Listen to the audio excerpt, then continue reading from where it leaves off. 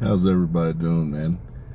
I'm going to talk to you about souls today. Talk to you about aliens, man. There's a lot of hoopla about aliens. First and foremost, this is to CIA, Charlize Theron, and Netflix. We're going to do a podcast called Fuck Shit. We're going to do a Netflix series called The Experience. And then after the series for The Experience, we'll move on to the Olympians. And the reason I say this is because we have some things to do during that period. There's some things that have to come to pass. And so the reason I choose the name of The Experience is because when each of you is cleaved from the eternal flame, now there's different things happening on earth, people. There's people under different covenants and different seals. Okay, the fallen angels, the Elohim, the Nibiruans, Anunnaki, they're already here, people. They're already here. They're on a different mission. The Nibiruans, they are observers. They observe the experiments, okay? There's about 2.5 million of them here. Now, there's about 144,000 Elohim, which Elohim are angels. Amongst those, you also have your fallen angels. They're counted amongst the Elohim.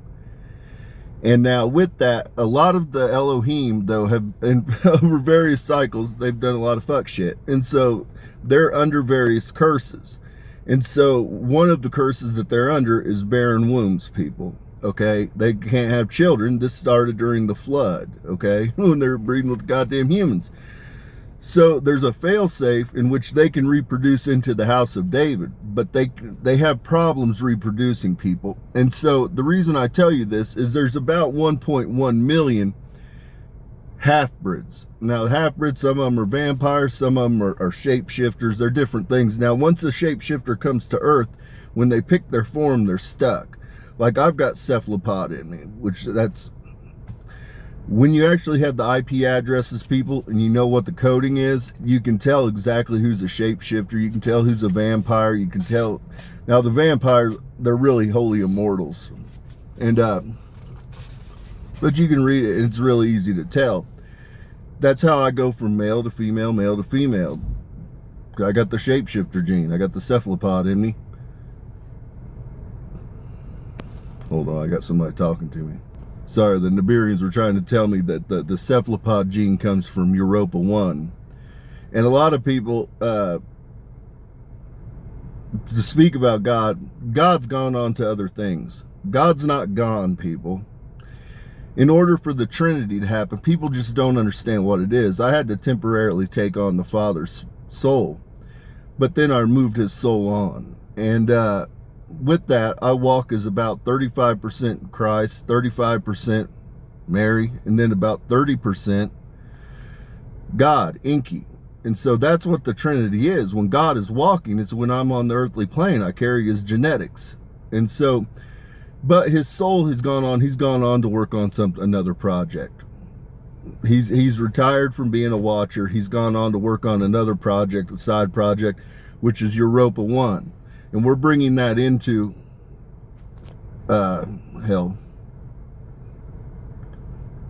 into our solar system. Sorry, I had to think of the words. And so that's what he's going to be working on, because there's already, there's intelligent life on that planet. Now, it's an ice ball right now. It's under the surface, people, but there's intelligent life there. And so God's going to put his work in over there. He likes Europa 1 for some reason. Inky likes to fuck around and find out. I'm just here to let you know that he's a genius. He likes to fuck around and find out. He likes projects. And so he's on to another project. He's left the goddamn earth in the hands of the angel of death and Uriel, which is Jesus. And so with that, I want to talk to you about soul contracts. When you come here, well, you're cleaved from the eternal flame. And when you come here, everybody has a soul contract, and you negotiate your soul contract 30 cycles. And this is relevant. There's only two 30-cycle beings even on the planet. Kat Von D has been here for 30 cycles. She's been here a true 30. I've been here 47 cycles, but I've been here 30 continuous cycles. I've had little respites on my continuous cycles. I've had like a 10-year respite in between, but I've been here fucking rocking for a long time. And the reason I say this is a lot of people just don't understand this. You agreed to everything. The house of David, what's in our soul contract? To suffer and to endure, to lead people. In order to be a great leader, you have to understand people. So therefore you must suffer and endure. You must experience the human experience. The experience of being human. That's the only way you can be a leader, is to be able to connect with your people. You have to understand the human experience. And so the greatest way to do that is to endure and to suffer. Now with that, sometimes you get blessed. All the cycles you agreed to in the beginning.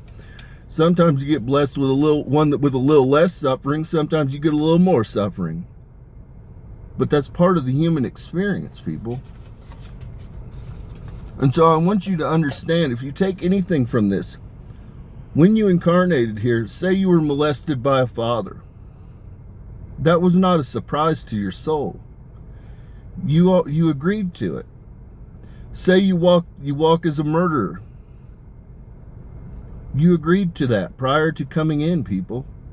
And then when you cycle out after every physical being, after your vessel dies and you're cycled up, you'll go up to heaven.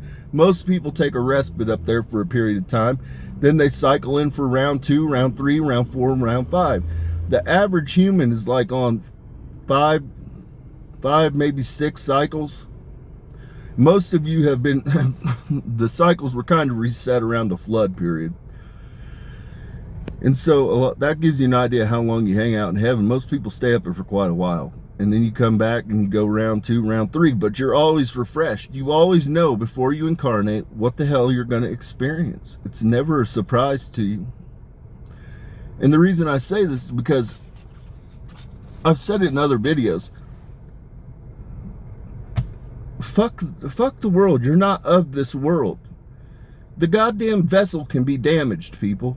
The vessel can endure great things. The vessel can be fucking beaten, broken, and battered. But the soul remains unblemished. The soul has a path to redemption. The soul is the redeemable currency here. That's why Lucifer's greatest okie doke was to convince people that you could sell your soul. Something that Lucifer never even owned souls. He never even said over souls. But he convinced people that they could sell their soul. Because that's the currency. And so with that, I want to make a show. Netflix, CIA, you're pulling the strings, and I want Charlize Theron. Charlize Theron is one of the only people in my field that's not done any fuck shit, and so I'm going with Charlize Theron. They want me to have a handler, people. They want me to have a handler. I agree to fucking behave. I'm gonna try. CIA's over here right now looking at me. I'm gonna try really, really hard to behave. I'm gonna try not to get involved in any fuck shit. But I want a series called The Experience. Because I want to go around and literally, I want to go around and document the human experience. I want to go around and do all kinds of fuck shit. But document the human experience, because that's what this is all about, people. It's about the experience. That's the only way that the soul experiences growth. Is through the trials and tribulations that you have when you're incarnated into a vessel. Because you've got to endure. You've got to suffer through. Everybody's got shitty shit that happens to them at various times. Everybody in your contract is going to you're going to have a cycle where you got some fuck shit. For real. And the point here is you have to endure it. Now a lot of people question suicide. They talk about, do you go to hell when you commit suicide? No, you don't go to hell when you commit suicide. God has mercy. Hell, I have mercy in that regard. I understand that some people have tough goddamn cycles. Tough cycles can break people. What happens is you have to repeat your cycle. and you have to figure it out. You have to work through it some way. You have to endure the suffering. It doesn't mean you go to hell. No, you go up there, you get a goddamn pep talk, and then you come back down and you do it right the second time. So I just want a series where I'm going out and I'm just documenting, going out with friends and documenting the damn human experience. In the grand scheme, life is short, people.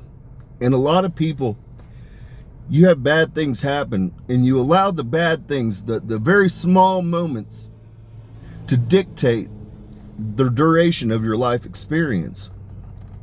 And now I'm not saying, when you talk about forgiveness, always forgive people. It's not for them, people. It's for you. It sets you free from bondage when you forgive a person. But understand, just because you forgive a person doesn't mean that you ever forgot what that person did to you. No, you'd be a fucking fool. You'd be a fool to ever forget what they did to you. But you forgive them for yourself so that you can move on, people. Now, next thing up, this was going to ruffle some feathers, but I'm going to keep it a buck, people. I'm going to keep it a buck. It's twofold. I'm going to focus on the fathers moreover than the mothers. But the mothers have a part in this, but the mothers are just doing what mothers know how to do.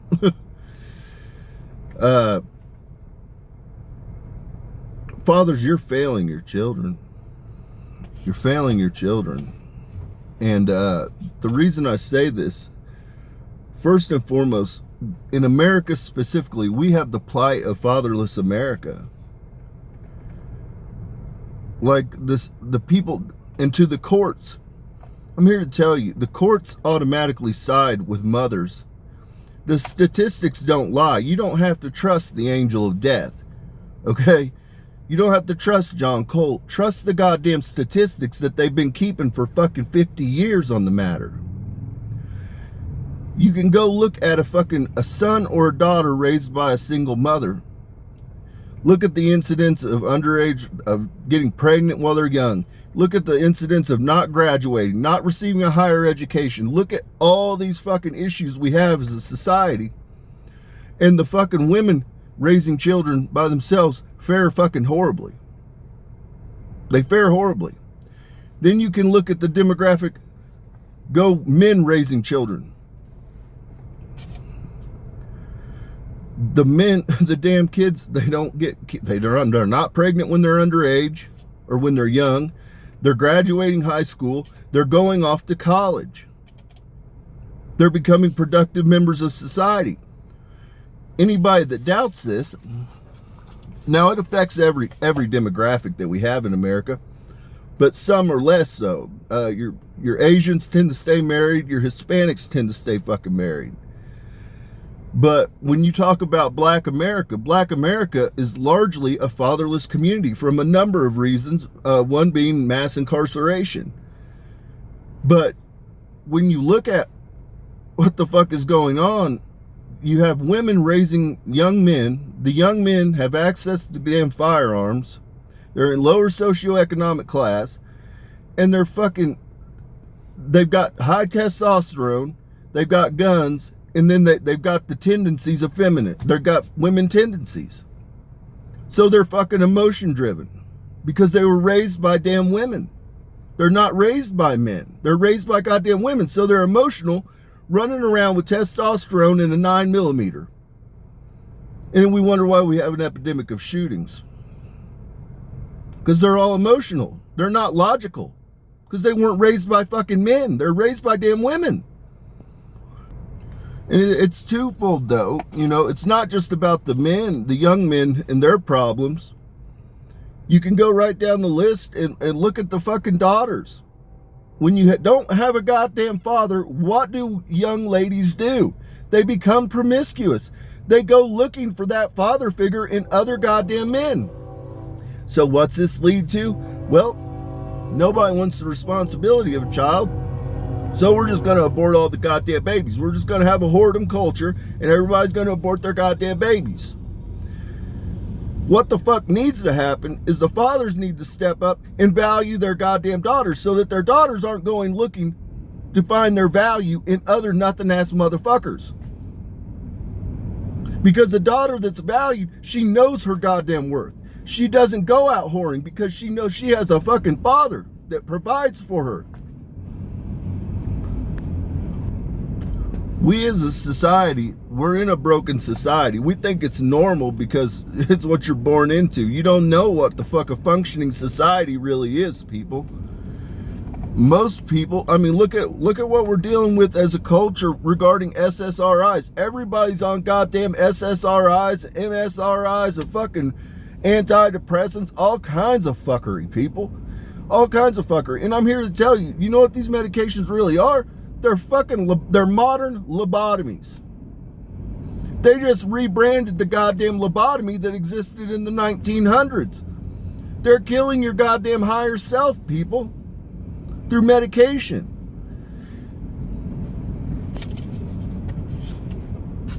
And again, the issue's happening because everybody's fucked up. Because in your heart and in your mind, you understand that this isn't how we should be living.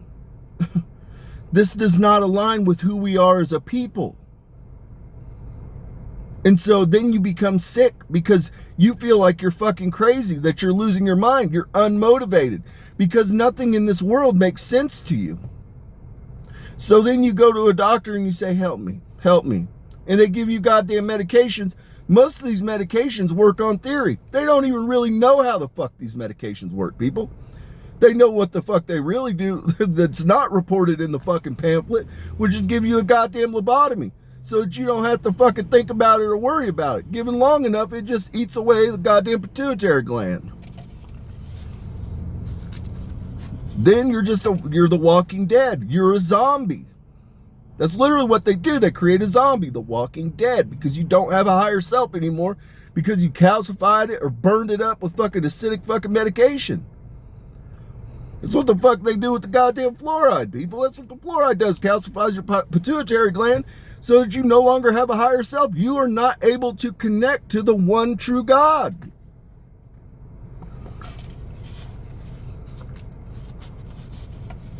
All this shit can be fixed, but it can't be fixed overnight. But ultimately, I can't make you want to do it, America. I can't make you want to do it, world. Everybody's afforded a path. And right now we're at a point in history where a lot of people are being afforded paths. The fallen angels are being afforded paths. The elite are being afforded paths. The CIA is being afforded paths. The FBI is being afforded paths. But there's always a point where you reach where there's a fork in the road. And you get to decide conscientiously, do I want to go on the left side? Do I want to go on the right side? Do I want to rock with the dark? Do I want to rock with the light? That's where we're at in history right now. That's why all these fucking people are disappearing and dying. I'm here to tell you. A lot of people are disappearing and dying right now. A lot of people are very sick right now. They're being afforded two options. They can either exit the simulation or they can return to the light. This isn't really complex, people. It's really not. But it comes to free will, people. I say this because you have to make the conscious decision to repent and to turn from whatever the fuck it was that you were doing. What is it to repent? It's to turn 180, to make an about face and go the other goddamn direction.